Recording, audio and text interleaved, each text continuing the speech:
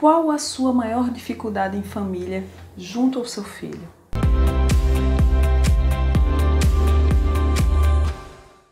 Olá amigos, eu sou Ana Paula Ribeiro, terapeuta familiar, psicanalista, educadora e escritora. E o meu papel aqui é ajudar você a entender e se relacionar melhor com o seu filho. Quando a gente fala em dificuldades familiares, em conflitos familiares, e estamos assim no grupo de pais, cada um tem uma história diferente para contar. E não raros são aqueles que têm assim uma coleção de histórias e dificuldades que possuem nesse processo. É importante a gente entender que muitas vezes a gente acredita que só quem tem conflito na família, só quem vive dificuldades em relação aos filhos somos nós. Mas entenda que viver em família é um grande desafio. Realmente não é fácil a gente conseguir dar conta de tudo que o outro traz para nós, que somos seres diferentes. Não é porque estamos em família que temos que concordar com tudo, que aceitar tudo e gostar de tudo que o outro faz. Mas é preciso que para que haja um equilíbrio, não é? E mais harmonia nessa relação, que a gente procure adotar alguns comportamentos ou busque fazer isso com os outros membros da família para que toda essa convivência se torne muito mais prazerosa. Então, muitas vezes, a gente fica se identificando apenas, focando apenas no que está difícil. E quando a gente se desconecta da vida no sentido de não perceber o que tem de prazeroso, o que a gente pode ainda listar e agradecer, tudo parece que se torna sombrio. E às vezes mais sombrio do que realmente é. Então, papai e mamãe, se você nesse momento se identifica num processo difícil em relação ao seu filho, eu peço a você que identifique essas dificuldades. Que você busque entender que cada uma delas pode ter um foco diferente nessa relação. Cada uma delas pode ter um gatilho emocional diferente, mas que mesmo que durante um tempo a reação a esse gatilho não esteja acontecendo, na primeira oportunidade que as memórias, que uma situação se reportar àquele gatilho, certamente o seu filho vai reagir da mesma forma que sempre agiu, que sempre reagiu no caso, não é? Então é importante que você identifique por onde as coisas começaram, não é? Quais foram os caminhos que vocês partilharam juntos que levaram vocês a chegar nesse nível de relação, nesse nível de entendimento. E aí alguns pais dizem assim, mas a minha vida é permeada de desafios. E eu pergunto, quais são eles?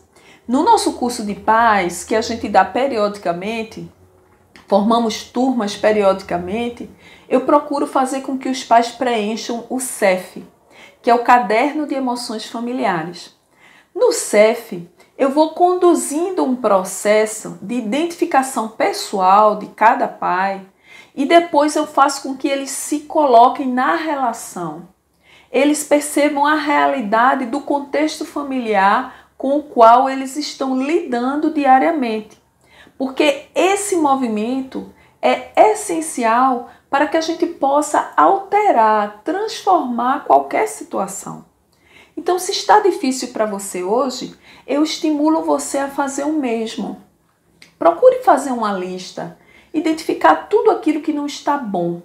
Ou melhor, identificar quais são os processos que de forma repetida estão acontecendo na relação que permitem com que vocês se sintam nesse meio conflituoso, digamos assim, nesse meio de difícil convivência. Porque quando a gente faz isso, a gente abre a mente, a gente abre a porta para novos conteúdos. Você não vai conseguir se esvaziar daquilo que não está bem na relação, daquilo que não está bom, enquanto você não se esvaziar dos lixos emocionais que certamente são resultado de uma convivência difícil. E aí eu vou listar algumas agora que certamente você pode se identificar. Alguns pais dizem que não existe mais diálogo na relação com os filhos. Não existir mais diálogo é um processo anterior a um nível de ruptura mais séria.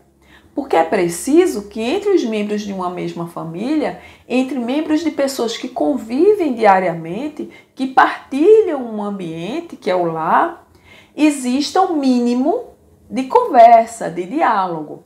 Agora, pode não estar existindo aquele diálogo mais demorado, aquele diálogo prazeroso, no qual vocês trocam experiências, no qual vocês transferem conteúdos, você aprende com seu filho aprende com você. Esse nível de diálogo, ele é super eficiente em qualquer processo educativo, mas é preciso conquistá-lo. E se você não está se sentindo capaz de fazer isso, procure se capacitar, não é? Procure conteúdos em livros, nas redes sociais, faça um curso, faça uma terapia, porque existem vários meios com os quais você pode estar lidando para reverter essa situação com seu filho. E vocês passarem a ter um nível de entendimento muito melhor. Porque às vezes o filho, ele bate de frente com a forma com que a gente age, com que a gente procura levar esses conteúdos para eles, que eles não acham legal.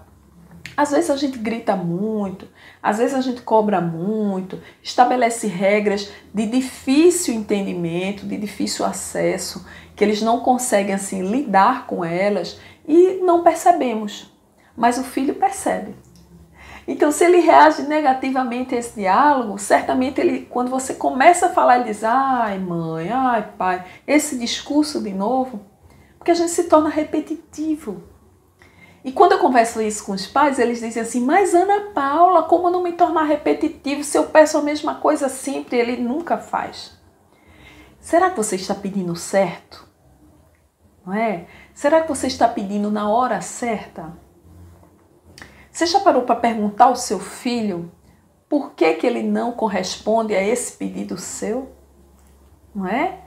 E quando o nível de diálogo ele está completamente rompido, claro que ele não vai querer lhe ouvir. Quando você chegar para ele para conversar, os ouvidinhos dele já vão estar fechados. Embora ele esteja ali na sua frente, você está falando e como meio de se proteger emocionalmente, a mente dele desvia a observação, a atenção dele para um outro ponto. Então ele pode estar ali à sua frente, pelo respeito que você está exigindo, mas nada do que você está falando é absorvido por ele. Ele já se fechou nesse processo. Então não desista. É importante que você procure refazer essa relação dentro de um diálogo respeitoso, não é? E com isso, certamente você vai ganhar muito mais entendimento, muito mais relacionamento prazeroso com seu filho. Um outro ponto, além do diálogo que os pais falam muito, é que o filho não interage, que o filho se isola, que ele parece querer dar mais valor aos amigos do que à convivência em família e aos pais. É como se eles escutassem apenas os amigos e nunca escutassem você. Entenda que escutar os amigos é muito prazeroso. Sabe por quê? Porque os amigos, eles nos apoiam. Se eles são amigos, é porque eles se identificam conosco. Não é verdade? Quem é que procura ser amigo de alguém com o qual a gente não admira e acha que ele não tem nada a ver? Então, procurar amigo é muito fácil. É muito melhor do que estar convivendo em casa com um pai, com uma mãe, um educador responsável, não, dependendo do nível de convivência de vocês, que apenas exige, que apenas cobra, não é? Que apenas estabelece regras, que vive de cara feia, que vive gritando. Entende? Um amigo não faz isso. Amigo abraça, dá cheiro, apoia, passa a mãozinha na cabeça, não é? Partilha dos mesmos interesses, dos mesmos gostos. Então, papai e mamãe, não se sinta assim, deixado de lado pelo seu filho, se seu filho demonstra um interesse muito grande pela convivência com os amigos. Essa socialização além do lar, que acontece na adolescência principalmente, ela é muito importante para o desenvolvimento do seu filho. Mas é importante também que você aprenda a acolher os amigos dele. Se ele se sente bem com os amigos e você bate de frente com isso, certamente ele não vai querer estar nessa relação com você. Ela não vai estar sendo prazerosa para ele. Então perceba o quanto é importante você acolher essa situação, entendendo que ele tem esse direito de buscar outros meios sociais além da família e que isso vai ser válido para ele, para o crescimento dele. Quando a gente procura fazer algo diferente disso, nada dá certo, porque os filhos eles vão fugir da relação conosco. Eles não vão querer ter um entendimento com a gente, porque esse entendimento vai exatamente bater de frente com aquilo que eles consideram que é gostoso, que é prazeroso, que é válido, que é exatamente essa relação com os amigos. Percebem? Então, mais uma dica, não é? Nossa segunda dica para que você possa entrar no novo nível de entendimento com o seu filho. Um outro questionamento que os pais fazem, uma outra reclamação, né, que eles fazem em relação aos filhos, é que muitas vezes os filhos não obedecem. E eles colocam isso, né, no patamar da rebeldia e da indisciplina. São coisas diferentes, não é? Rebeldia é uma coisa, indisciplina é outra. Mas vamos lá. A rebeldia, ela certamente acontece quando o filho olha para o pai, para a mãe, e ele identifica uma fala diferente da ação. Ele não percebe uma sintonia. Então é como se você dissesse assim, filho, não faça isso, e ele visse você fazendo todo dia. É como se ele dissesse assim, observasse você dizendo, filho, você é preguiçoso. E ele visse você o tempo todo deitado, meio desanimado, sem querer fazer nada, a casa uma bagunça, o trabalho meio desestruturado. E como que ele vai se guiar por você? Ter você como exemplo nesse processo? Certamente ele não vai querer. Então existe uma rebeldia, como se ele estivesse dizendo a você, você está me pedindo para fazer algo que nem você faz. Você está exigindo que eu me comporte de uma forma que nem você consegue se comportar. Então daí surge a rebeldia. Já no caso da indisciplina, é quando exatamente no processo educativo, no desenvolvimento desse processo, você não conseguiu estabelecer uma regra dentro de casa para que seu filho entendesse a importância dessa rotina. Essa rotina é muito válida, a gente precisa perceber o quanto ela é válida, porque muitas vezes a gente acha que o filho vai saber dar conta, não é? De organizar, digamos, o dia dele, e ele não sabe fazer isso, não é? Então não existe uma disciplina de horário.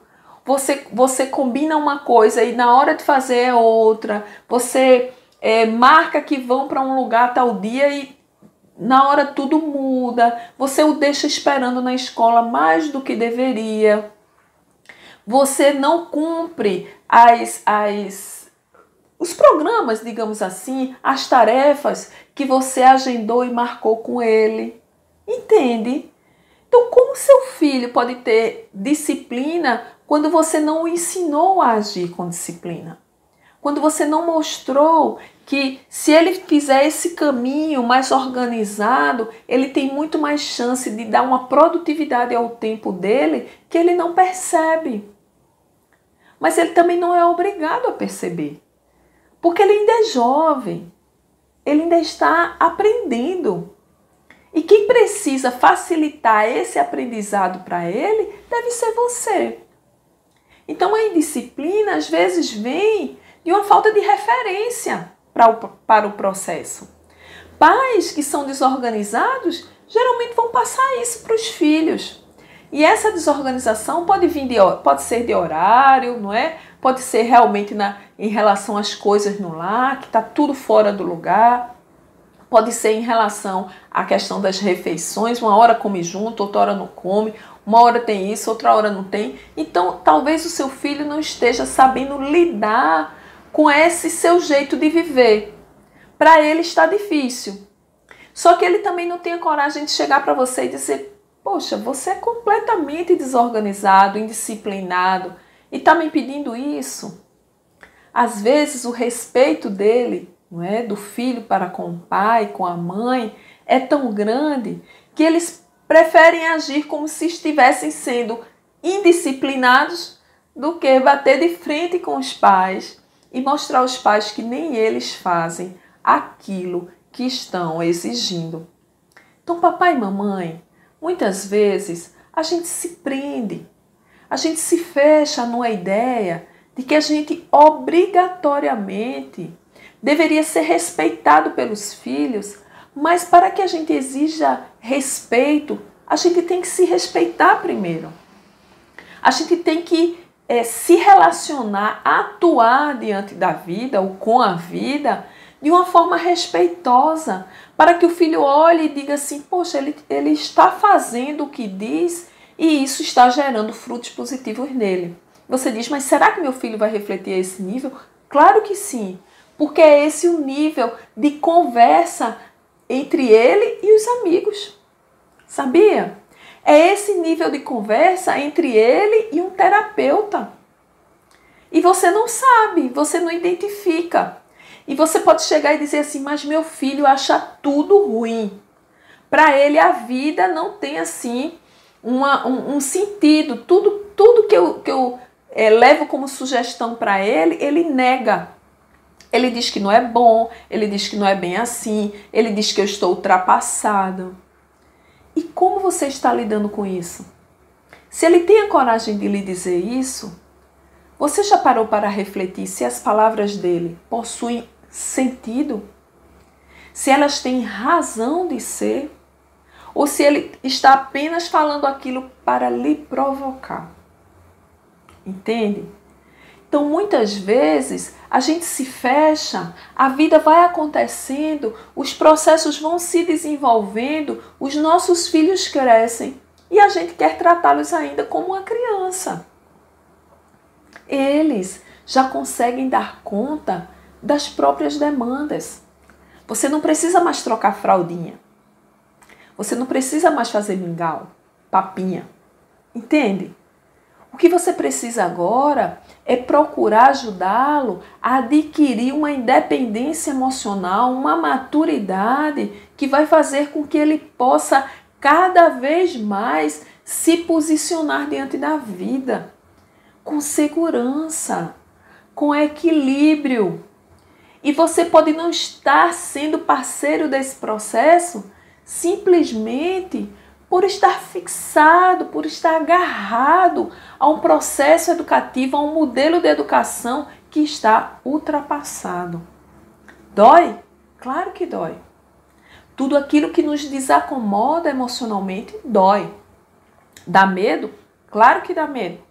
Porque tudo aquilo que a gente não conhece, e esse mundo novo você pode não estar preparado para ele, porque você não abriu os olhos e não percebeu, não procurou acompanhar essas evoluções, como a tecnologia, por exemplo, então você vai sentir medo, vai se sentir inseguro, porque aquilo que a gente não domina certamente gera desconforto na gente, gera esse medo e essa insegurança. Então, desacomoda emocionalmente? Claro que sim. E estar desacomodado emocionalmente é um sentimento ruim. Por quê? Porque é melhor viver numa zona de conforto. Nem alto demais, nem baixo demais, mas que a gente possa se manter ali naquele nível.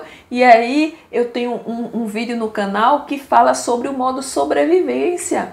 Então você está nesse modo sobrevivência, porque ele é mais prazeroso de estar. Porque ele não exige de você. Mas o seu filho, ele está em pleno desenvolvimento. As sinapses neurais estão ali acontecendo de forma belíssima. E eles são como uma esponjinha, eles absorvem tudo. E o ruim dessa história é que eles absorvem as coisas positivas e absorvem também o que não é positivo, tão positivo. E pode ser que eles decidam se agarrar ao que não é tão positivo. E isso vai se transformar num trauma. Ele vai acolher, vai ficar ali preso, fixado naquilo ali, e aquilo vai impedir que ele cresça e se desenvolva. Então é preciso prestar atenção.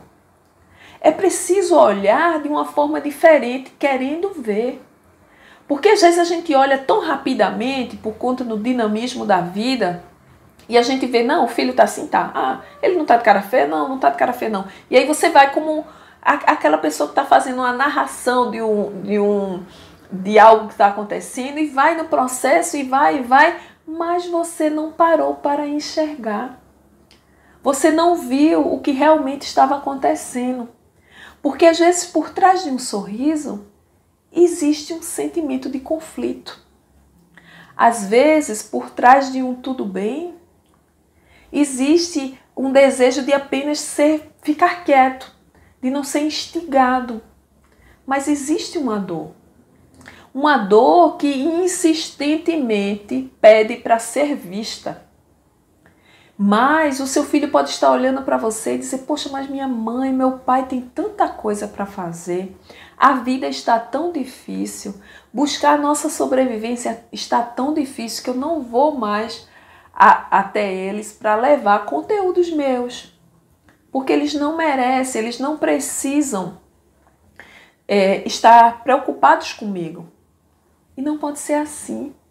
Mesmo com a vida difícil, mesmo tendo que ir em busca de trabalho, de sustento diariamente, a gente precisa entender que o filho é uma responsabilidade a mais, diante de todo um leque que nós já temos. Mas você é diferente? Claro que não. Você pode estar no nível da maioria de todos nós, que precisa acordar todo dia, dar conta de uma lista de tarefas, de situações, e mesmo assim ainda prestar atenção nos filhos, ainda cuidar dos filhos, ainda ajudar os filhos a se desenvolverem. Percebe? Então é preciso que a gente saiba fazer aquela ciranda, não é? Que a gente possa fazer um jogo de cintura e através desse jogo de cintura a gente sair se posicionando e driblando a vida, driblando as dificuldades, tendo força, vontade de fazer diferente, de buscar um resultado novo, de crescer. E é isso que os filhos gostam de ver nos pais. E não aquele pai que se fecha e diz assim, ah não, daqui eu já conquistei o que tinha que conquistar, eu já estudei, eu já trabalhei, eu já consigo dar conta aqui desse mínimo, do básico que a gente consegue ter, e agora eu não tenho mais sonhos. Para que você ensine seu filho a sonhar, você tem que sonhar também. Partilhe com ele dos seus desejos, mostre ao seu filho quais eram os seus sonhos na época em que você tinha a mesma idade dele. Mostre ao seu filho o que você conseguiu fazer de bom e mostre também os seus erros. As suas tentativas que foram frustradas diante da vida, diante do outro, não é? E quando seu filho chegar para você e dizer, papai, mamãe, quantas vezes tem que tentar? E aí você responde inúmeras vezes. Enquanto você tiver força, enquanto você tiver disposição, enquanto você tiver a coragem para seguir em frente, para fazer diferente, para crescer, para sonhar mais ainda, para fazer um recomeço, porque todo tempo é tempo de recomeço. Percebe? Então é preciso que você se anime para isso. Não se agarre às dificuldades e faça diferente, porque assim você consegue ir mais além e consegue sim mostrar ao seu filho que ele também tem um potencial a desenvolver e que você vai estar ali ao lado, estimulando, sendo parceiro para que ele se desenvolva cada dia mais e melhor. Tá bom? Então, meu amigo, minha amiga, se o que nós trouxemos aqui hoje para você gerou reflexões positivas, que você possa estar compartilhando, levando para amigos, visitando os nossos canais, as nossas redes sociais e nos ajudando a levar conhecimento, levar reflexão para muito mais famílias. Ok? Vamos juntos? Um grande abraço!